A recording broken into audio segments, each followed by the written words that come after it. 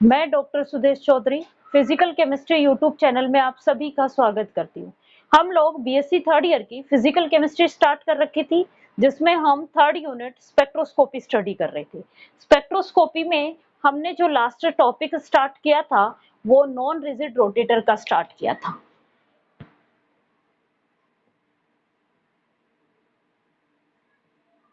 Unit third में जो topic start हो रखा है वो माइक्रोवेव स्पेक्ट्रोस्कोपी स्टार्ट हो रखा है।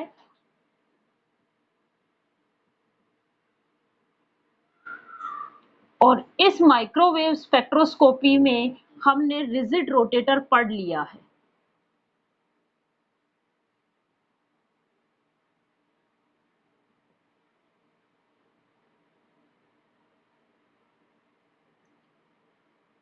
आज हम नॉन रिजिड रोटेटर स्टार्ट करेंगे।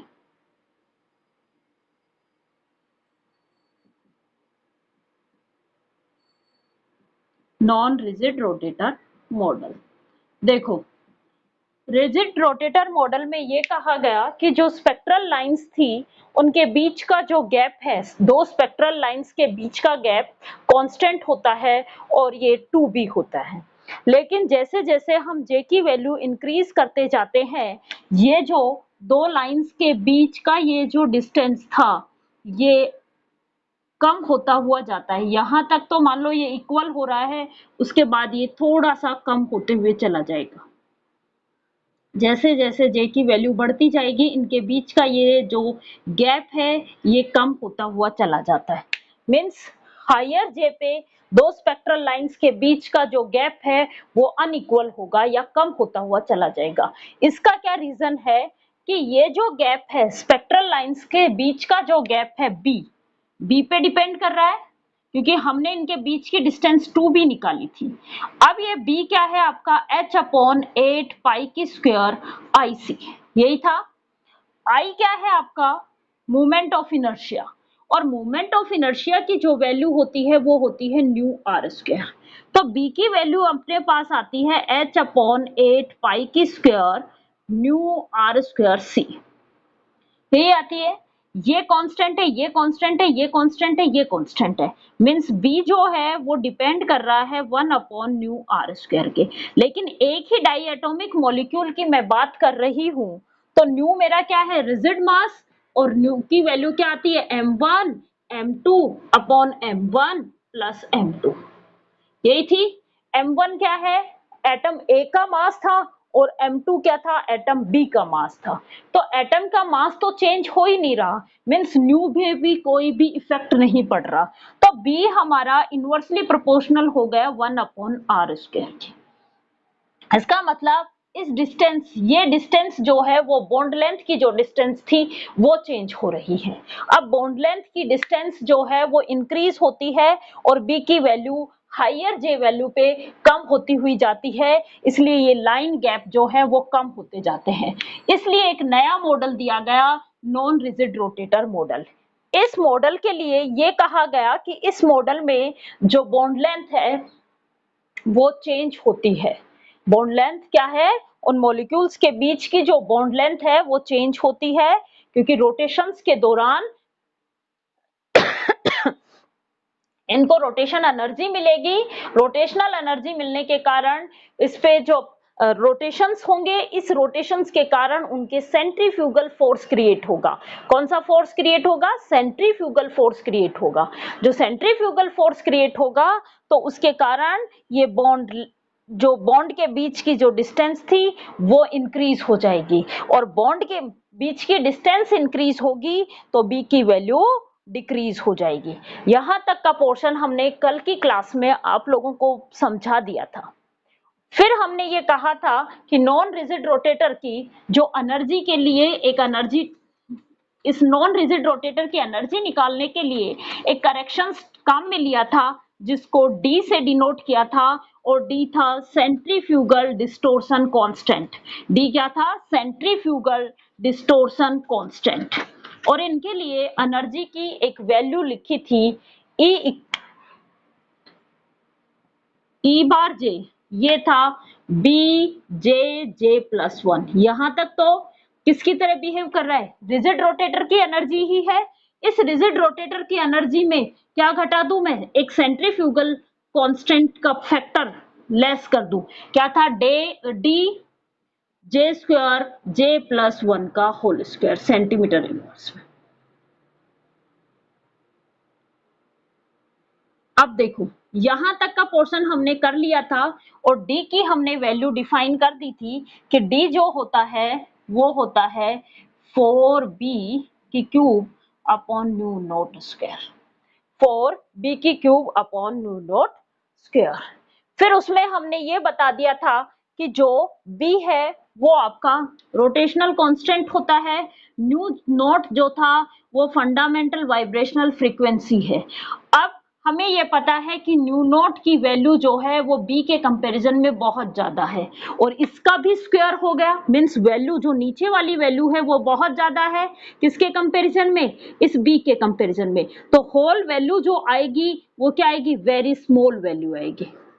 और जब स्मॉल वैल्यू है किसके कंपैरिजन में, b की वैल्यू बहुत ज्यादा है किसके कंपैरिजन में, d के। तो लोअर j की वैल्यू पे तो इस d का कोई ज्यादा इफेक्ट नहीं पड़ता है, लेकिन जैसे जैसे j की वैल्यू बढ़ती जाती है ये वैल्यू भी बढ़ती जाएगी। ठीक है, अब हम एनर्जी डिफरेंस निकालते हैं। सबसे पहले एनर्जी डिफरेंस निकालने के लिए सिलेक्शन रूल काम में लेंगे। यहां तक का पोर्शन मैंने आपको कल की क्लास में करा दिया था। अब देखो सिलेक्शन रूल,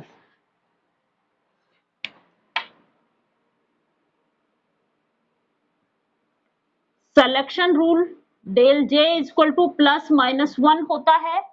ये सिलेक्शन रूल वैसा ही है जैसा रिजिड रोटेटर का था। कैसा है, जैसा रिजिड रोटेटर का था। चलो आगे, इसमें हम जो है वो प्लस साइन काम में लेते हैं क्योंकि हम जो स्पेक्ट्रा काम में लेते हैं वो एब्जॉर्प्शन स्पेक्ट्रा काम में लिया जाता है, इसलिए इसके लिए जो सिलेक्शन रूल लिखूंगी मैं प्लस वन लिखूंगी। ठीक है, अब मैं ट्रांजिशंस करवा रही हूं जे से जे प्लस वन में। ये हो गया, डेल जे की वैल्यू प्लस वन आ गई। भाई लोअर लेवल मेरा क्या है जे और हायर लेवल क्या है जे प्लस वन, मीन्स उससे एक नेक्स्ट वाला। तो क्या हो गया, डेल जे की वैल्यू क्या आ गई, प्लस वन। अब ई जे की तो एनर्जी ये रही, ई जे प्लस वन की एनर्जी मैं लिख रही हूं क्या आएगी, बी जहां पे जे है वहां पे जे प्लस वन लिखेंगे, J plus one J plus one plus one minus D J, यहां जे है तो जे प्लस वन का स्क्वायर और यहां जे प्लस वन है तो क्या बनेगा, जे प्लस वन का होल स्क्वायर। ठीक है, मैं इसको थोड़ा सा अरेंज कर देती हूँ। E bar J plus one की वैल्यू अपने पास आ गई B J plus one J plus two minus D J plus one का whole square J plus two का होल स्क्वायर। अब एनर्जी डिफरेंस निकाले, energy difference del E bar क्या होगा, J two J plus one. इसको मैं new बार से भी दिखा सकती हूँ, जे से जे प्लस वन। क्या होगा, एक ही बात है दोनों की, क्या होगा, वेव नंबर्स निकल रहे हैं। क्या होगा, पहले ये वाली एनर्जी लिखूं, E J plus one energy minus E J energy, यही होगी, यही होगी। E J plus one energy ये रही, लिखो पुट करो, B J plus one J plus two minus D J plus one का whole square J plus two का होल स्क्वायर। फिर क्या आएगा, माइनस, माइनस साइन आया, ये ई जे प्लस वन की एनर्जी यही लिखी है हमने अभी तक। फिर क्या आएगा, ई जे की एनर्जी क्या है, B J plus one B J plus one. उसके बाद माइनस साइन है, माइनस बाहर लगा हुआ है, या तो आप यहां से ब्रैकेट लगा दो, minus D J square J plus one का होल स्क्वायर। मैं इस ब्रैकेट को खोलूंगी, जैसे इस ब्रैकेट को खोलूंगी ये माइनस साइन है, यहां तो माइनस आ जाएगा और इसके अंदर जो है ये प्लस में कन्वर्ट हो जाएगा। सिर्फ इतना सा अंतर आएगा कि जब मैं इस ब्रैकेट को खोलूंगी तो ये तो माइनस का बन जाएगा और इस माइनस से ये प्लस में कन्वर्ट हो जाएगा। अब देखो बी वाले वैल्यूज को मैं एक साथ लिख रही हूँ बेटा और डी वालों को एक साथ लिख रही हूँ। न्यू बार जे से जे प्लस वन, बी वाले क्या है B J plus one J plus two minus B J J plus one, यही है ये और ये। उसके बाद माइनस, उसके बाद क्या है minus D J plus one का whole square J plus two का होल स्क्वायर, ये किसका है plus D J square J plus one का होल स्क्वायर। ठीक है, अब देखो ये एनर्जी, सबसे पहले इसको सोल्व करो, इसको मैं यहां सोल्व करके दिखा रही हूं आप लोगों को।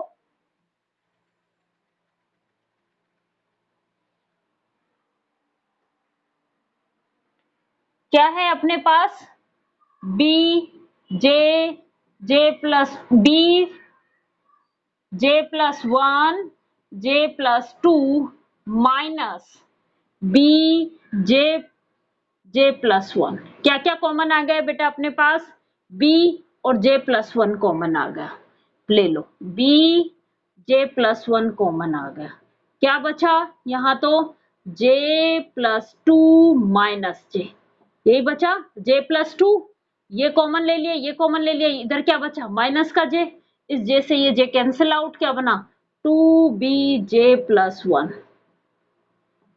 मीन्स यहां से यहां तक का कैलकुलेशन तो मेरी क्या आ गई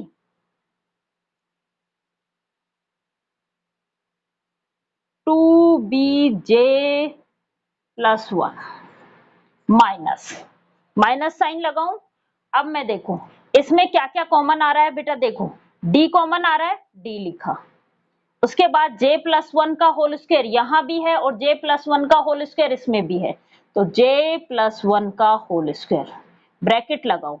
अब जब यहां माइनस है तो ये वाला पोर्शन तो किसमें बन गया ब्रैकेट के अंदर प्लस में, ये क्या बना j प्लस टू और इसका होल स्क्वायर, यही बना। जब यहां माइनस है, जब मैंने ब्रैकेट के बाहर माइनस ले लिया तो अंदर क्या आ गया मेरा प्लस में की फॉर्म में कन्वर्ट हो गया और ये वाला ये पूरा पोर्शन हो गया।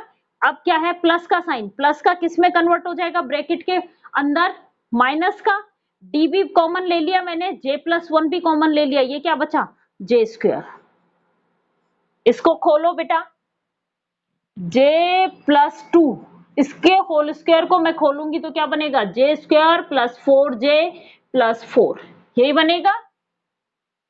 और क्या है इसकी जगह मैं ये लिख रही हूं two B J plus one as it is minus D J plus one का whole square as it is, अंदर इसका खोल दिया, ये लिखा है मैंने, क्या लिखा है J square plus four J plus four, J square plus four J plus four और माइनस का क्या आएगा जे स्क्वायर, ये रहा माइनस का, इस जे स्क्वायर से ये जे स्क्वायर कैंसिल आउट, क्या बना फोर कॉमन ले लो, क्या बना two B J plus one minus इनमें से क्या कॉमन आएगा फोर कॉमन आएगा, four D J plus one का होल स्क्वायर ये रहा और यहां अंदर क्या बन जाएगा जे प्लस वन, तो ये पूरा पोर्शन किस में कन्वर्ट हो गया जे प्लस वन के क्यूब में।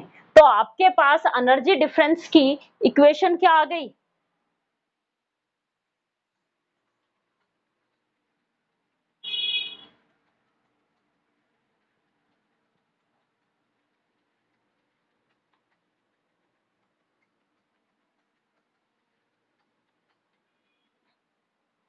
एनर्जी डिफरेंस की वैल्यू क्या आ गई आपके पास new bar J two J plus one, क्या आई two B J plus one minus four D J plus one का क्यूब, ये बनी।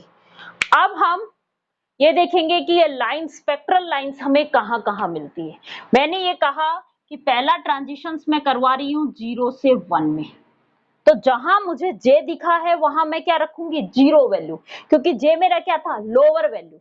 j क्या थी मेरी, लोअर रोटेशनल क्वांटम नंबर था। तो जहां मुझे j दिखेगा उसकी जगह मैं क्या रखूंगी, 0। तो न्यू बार 0 to 1, इसकी वैल्यू निकालेंगे सबसे पहले। ये सेंटीमीटर इनवर्स में आ रही है, इसकी वैल्यू निकालेंगे कि हमें स्पेक्ट्रल लाइंस कहां कहां मिलेंगी। ठीक है, ये क्या है, 2b, इसकी जगह क्या रख दूं मैं, 0 + 1 -4d, इसकी जगह क्या रखूं, 0 + 1 का क्यूब। क्या बनी बेटा ये, 2b, ये 0 + 1 1 में कन्वर्ट हो गया, और इसको 2b को मल्टीप्लाई करोगे तो क्या आएगा, 2b आएगा, 4d, और ये भी क्या हो गया, 1 1 का क्यूब 1, और इस 4d से मल्टीप्लाई करोगे तब भी 4d आएगा सेंटीमीटर इनवर्स। मींस पहली लाइन आपको कहां मिलेगी, 2b - 4d सेंटीमीटर इनवर्स पे। अब सेकंड लाइन निकाले, न्यू बार 1 से कहां ट्रांजिशंस करवा रही हूं मैं, 2 में। अब देखो क्या होगा, 2b, j की जगह मैं क्या रखूंगी, 1, लोअर एनर्जी लेवल्स रखना है आपको। j की जगह क्या रखूंगी, 1 + 1 -4d, 1 + 1 का क्यूब। देखो अब क्या है, ये क्या आया, 2b, और ये किस में बना, 2, 1 + 1 क्या हुआ, 2। तो मैं इसको एक साथ मल्टीप्लाई करके क्या लिख रही हूं, 4b। ये चीज समझ में आई क्या, 2 × 2 4b, माइनस, अब देखो यहां 4d तो पहले से था, और क्या हुआ, ये 1 + 1 2, और 2 की क्यूब, 2 की क्यूब क्या आता है, 8। तो इसको किससे मल्टीप्लाई कर दूं मैं, 8 से, और 8 4 जा 32, ये क्या आ गया यहाँ पे, 32d आ गया। मीन्स दूसरी लाइन हमें कहां मिली, 4d - 32d के ऊपर मिली। दूसरी लाइन हमें कहां मिली, 4d - 32d के ऊपर। अब हम तीसरी लाइन देखते हैं, न्यू बार कहां से, 2 से कहां करवाऊं, 3 में। अब देखो ये 2b, j की जगह मैं क्या रखूंगी अब, 2 + 1 -4d, 2 + 1 का होल क्यूब। क्या बना बेटा ये तो बना 2b × 3 -4d × 3 का क्यूब। 3 का क्यूब कितना होता है, 27 × 27। 27 को 4 से मल्टीप्लाई करेंगे तो क्या आएगा आपके पास, 27 को 4 से मल्टीप्लाई करेंगे 108। तो क्या बना आपके पास, न्यू बार 2 से 3 कितना बना, 6b - 108d सेंटीमीटर इनवर्स। पहली लाइन यहां मिली, फर्स्ट लाइन, सेकेंड लाइन हमें यहां मिली, थर्ड लाइन हमें यहां मिली। इस तरीके से मैं एक और लाइन निकाल लेती हूँ, फोर्थ लाइन, फिर इन लाइनों के बीच का गैप देखते हैं कितना बनेगा।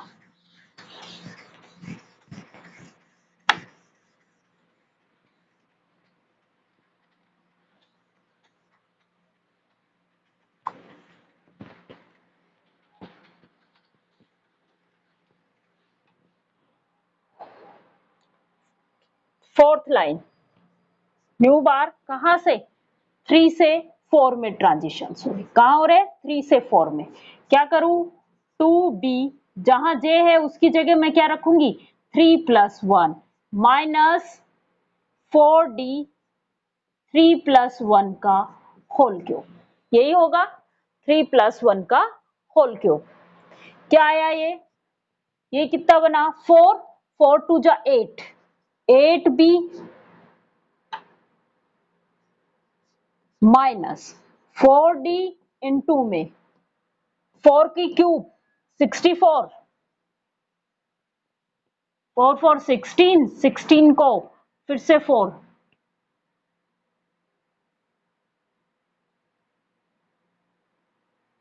64, और 64 को मैं किससे मल्टीप्लाई करूं, 4 से, 2 5 6 बनेगा। तो ये क्या बना 8b minus 256d centimetre inverse. अब देखो ये चौथी लाइन है। अब देखो पहली लाइन हमें मिली, ये जो लाइन मिल रही है इसकी वैल्यू है 2b माइनस 4d। ये जो लाइन मिलेगी ये हमें मिलेगी 4b माइनस 32d पे। ये जो लाइन मिलेगी ये मिलेगी हमें 6b माइनस 108d पे। और ये जो लाइन मिलेगी चौथी लाइन ये मिलेगी 8b माइनस 256d। अब देखो जब मैं यहां से यहां गई तो कितना डिफरेंस आया बेटा, इसमें से मैं ये लेस कर दूं 4b माइनस 32d में क्या लेस कर दूं 2b माइनस 4d, ये लेस कर दूं भाई, इसमें ये लेस कर दूं तो मुझे इनके बीच की गैप मिल जाएगा। क्या बना 4b minus 32d minus 2b plus का 4d, क्या बनेगा देखो 2b माइनस 28d मीन्स ये इस लाइन के बीच का गैप है 2b माइनस 28d। क्या गैप है इस लाइन के बीच का gap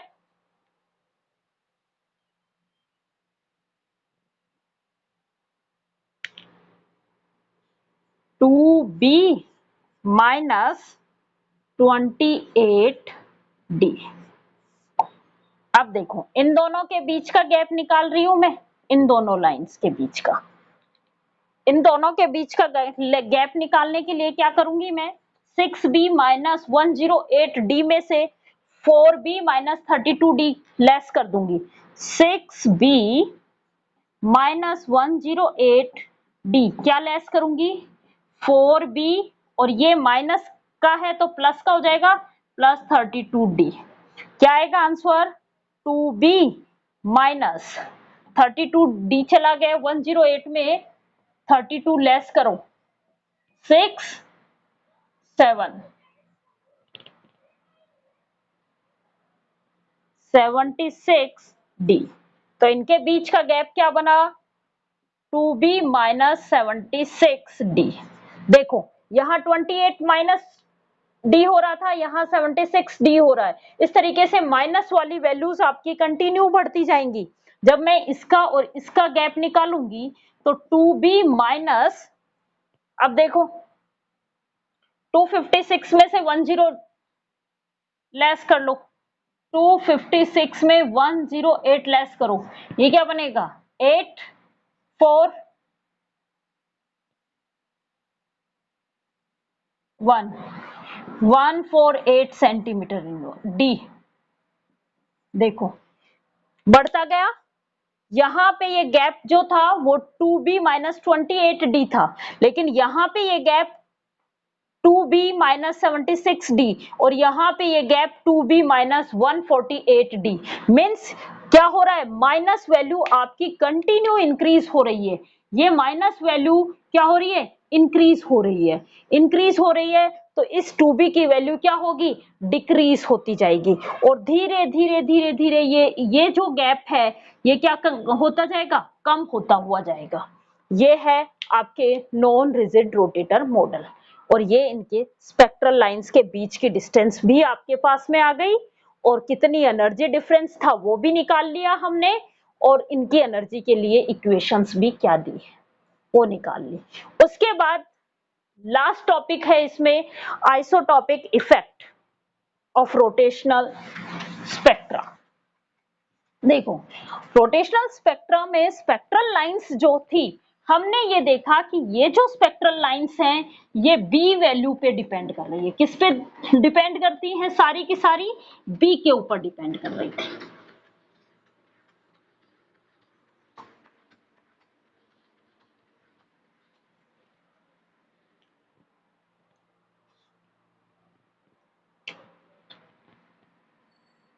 isotopic effect on rotational spectra. देखो, पहले तो आइसोटॉप होते क्या है? आइसोटॉप वो होते हैं जिनका एटॉमिक नंबर सेम होता है लेकिन एटॉमिक वेट डिफरेंट डिफरेंट होता है। जैसे हाइड्रोजन, ड्यूटेरियम, ट्यूटेरियम, ये क्या है? आइसोटॉप। कार्बन 12, कार्बन 13, कार्बन 14, ये क्या है? आइसोटॉप। इनके एटॉमिक नंबर सेम है, सबका 1, और एटॉमिक वेट इसका 12, इसका 13, इसका 14, इसका 1, इसका 2 और इसका 3। एटॉमिक वेट क्या होता है? चेंज होता है। वो क्या कहलाते हैं? आइसोटॉप कहलाते हैं। यहां तक समझ में आया? आइसोटॉप होंगे तो रोटेशनल स्पेक्ट्रा भी इनका अलग अलग मिलेगा। आइसोटॉप के रोटेशनल स्पेक्ट्रा भी हमें अलग अलग मिलता है। क्यों? क्योंकि रोटेशनल स्पेक्ट्रा में स्पेक्ट्रल लाइंस के बीच की डिस्टेंस जो है वो रोटेशनल कांस्टेंट नंबर पे डिपेंड करती है, और रोटेशनल कांस्टेंट नंबर b से डिनोट करते हैं हम, और b की वैल्यू जो होती है हमारे पास वो होती है h/8 पाई की स्क्वायर IC, यही होती है। मैंने ये कहा कि आइसोटॉप का जो रोटेशनल स्पेक्ट्रा मिलते हैं वो अलग अलग मिलते हैं। आइसोटॉप के रोटेशनल स्पेक्ट्रा अलग अलग मिलते हैं क्योंकि रोटेशनल स्पेक्ट्रा के अंदर जो स्पेक्ट्रल लाइंस के बीच की जो सेपरेशन था वो रोटेशनल क्वांटम नंबर पे डिपेंड करता है। B rotational rotational constant b के ऊपर डिपेंड करता है, और b की जो वैल्यू होती है वो होती है h/8 पाई की स्क्वायर IC। I क्या है? अब देखो, h फ्लैंक कांस्टेंट है 8 पाई की स्क्वायर, और c लाइट वेलोसिटी, मींस ये सारे के सारे क्या है? कांस्टेंट। तो b जो है वो इनवर्सली प्रोपोर्शनल होती है 1/I के। I क्या है? मूवमेंट ऑफ इनर्शिया, और हमने movement of inertia, diatomic molecules का मूवमेंट ऑफ इनर्शिया I जो है वो हमने निकाला था mu R square. Means B जो है वो हमारा डायरेक्टली प्रोपोर्शनल, इनवर्सली प्रोपोर्शनल होगा न्यू आर स्क्वायर के। अब मैंने ये कहा कि बॉन्ड लेंथ चेंज नहीं हो रही है, क्या हो रहा है? आइसोटॉपिक इफेक्ट, मींस न्यू की वैल्यू चेंज होगी। न्यू क्या है मेरा? रिजिड मास m1 m2 upon m1 plus m2, means किसी एक, जैसे मैं HCl की बात करूं और DCl की बात करूं, इन दोनों के लिए न्यू की वैल्यू चेंज हो जाएगी। यहाँ m1 की वैल्यू 1 है और m2 की वैल्यू 35.65 है। ठीक है, ड्यूटेरियम के लिए 2 हो गया और Cl की वैल्यू तो सेम ही है, तो क्या होगा? न्यू की वैल्यू चेंज हो गई भाई, m1 की वैल्यू चेंज हो गई दोनों केस में, और दोनों का जो रोटेशनल स्पेक्ट्रा है वो डिफरेंट डिफरेंट मिलता है। दोनों का जो रोटेशनल स्पेक्ट्रा है वो हमें क्या मिलेगा? Different different. क्यों मिलेगा? क्योंकि B जो है वो हमारा इनवर्सली प्रोपोर्शनल होता है रिजिड मास के। तो जिस आइसोटॉप का वेट ज्यादा होता है उसकी B की वैल्यू जो है वो कम होगी, और वो हमें लोअर वेवलेंथ की तरफ मिलेगा। वेव नंबर जो है वो उसके कम होंगे। दोबारा सुन लो, जिस आइसोटॉप के न्यू की वैल्यू ज्यादा होगी, न्यू ज्यादा मींस जिसका वेट ज्यादा उसका न्यू, ड्यूटेरियम की बात करें तो न्यू ज्यादा होगा इस केस में, DCl की बात करें तो इस केस में न्यू की वैल्यू ज्यादा होगी। न्यू की वैल्यू ज्यादा तो B की वैल्यू कम, और B की वैल्यू कम तो इन स्पेक्ट्रल लाइंस के बीच की डिस्टेंस क्या हो जाएगी? कम हो जाएगी, क्योंकि ये तो क्या थी? 2B। अब जब B कम तो ये लाइनों के बीच का डिस्टेंस भी क्या हो जाएगा? कम हो जाएगा। ये लाइनों के बीच का डिस्टेंस भी कम हो जाएगा।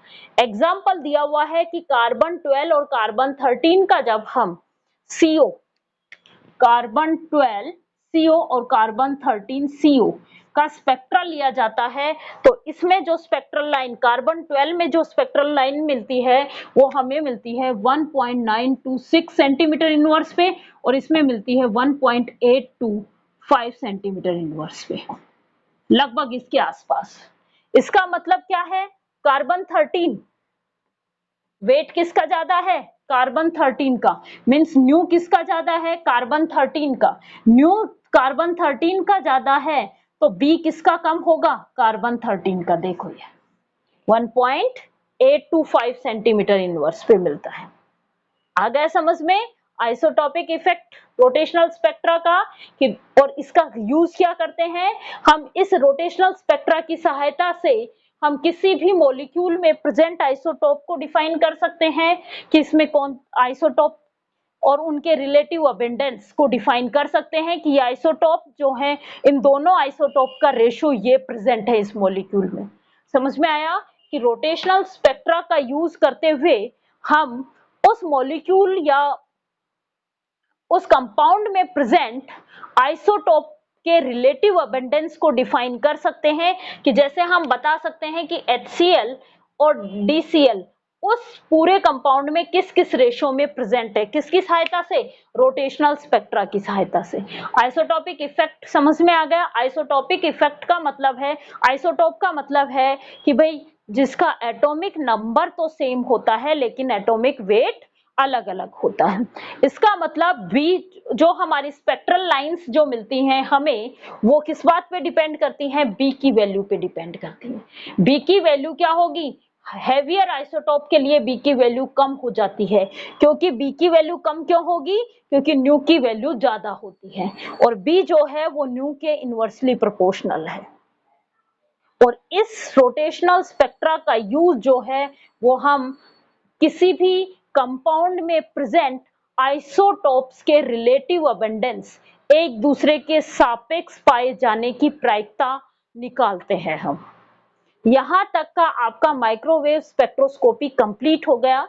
हमने माइक्रोवेव स्पेक्ट्रोस्कोपी में रिजिड रोटेटर मॉडल पढ़ा था जिसकी हमने एनर्जी जो निकाली थी ईजे की वैल्यू वो निकाली थी 2BJJ+1।